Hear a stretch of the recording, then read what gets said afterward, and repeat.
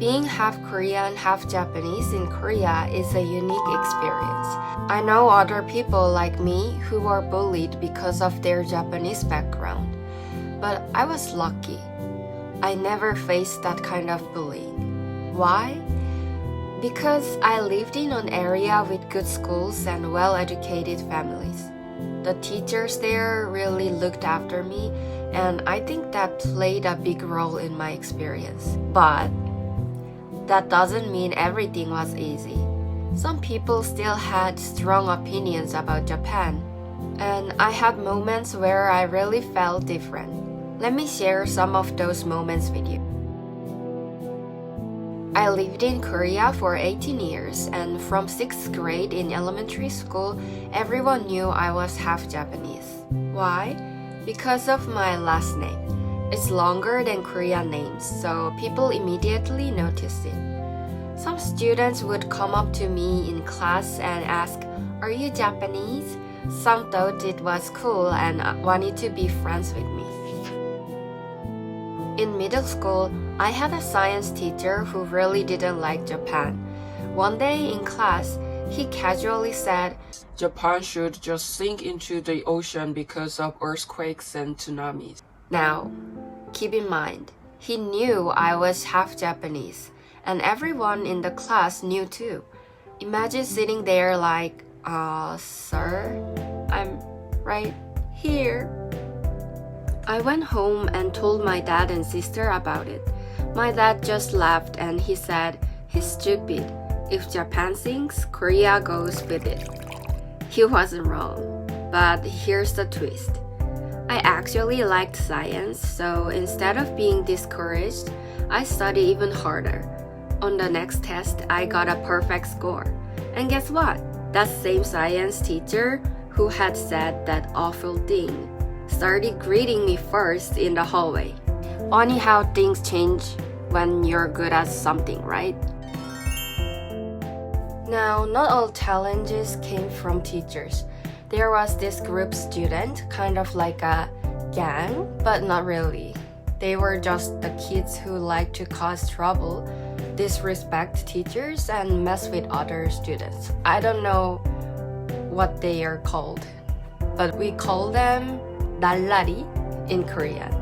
One of them had some kind of interest in me, and one day in the hallway he suddenly said, "Atomic bomb of Hiroshima." I was pissed off. I hate bullying and I wasn't going to let that slide.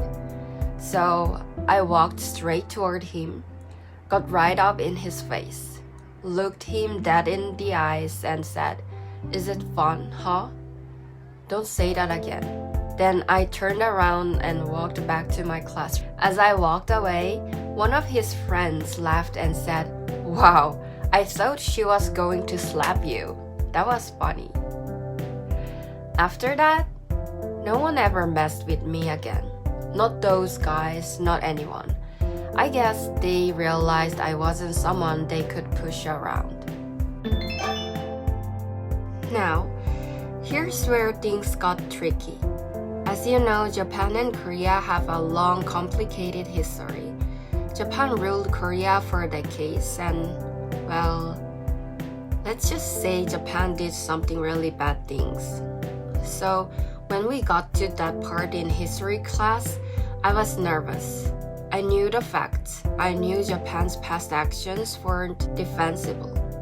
But I also knew I was the only half Japanese student in the room. Surprisingly, my history teacher didn't go into too much detail. Looking back, I think it was because of me. Maybe she didn't want to make me uncomfortable. But once again, my grades helped me out. I was good at history, and because of that, she liked me. It was like a pattern. If I excelled in something, teachers who might have had negative feelings about Japan seemed to respect me more. Now, I know some of these stories sound negative, but let me be clear. I love Korea. I love the people, the culture, and the life I had there. This experience were just one part of my life, but overall, there were way more positive things than negative. My teachers cared about me, my friends accepted me, and I never truly felt like an outsider. So, if you're half Korean, half Japanese, or mixed in any way, just remember, your experiences will depend a lot on where you grow up and who you surround yourself with. And no matter what, don't let other people define who you are. What do you think? Have you ever felt judged because of where you're from? Let's talk about it in the comments.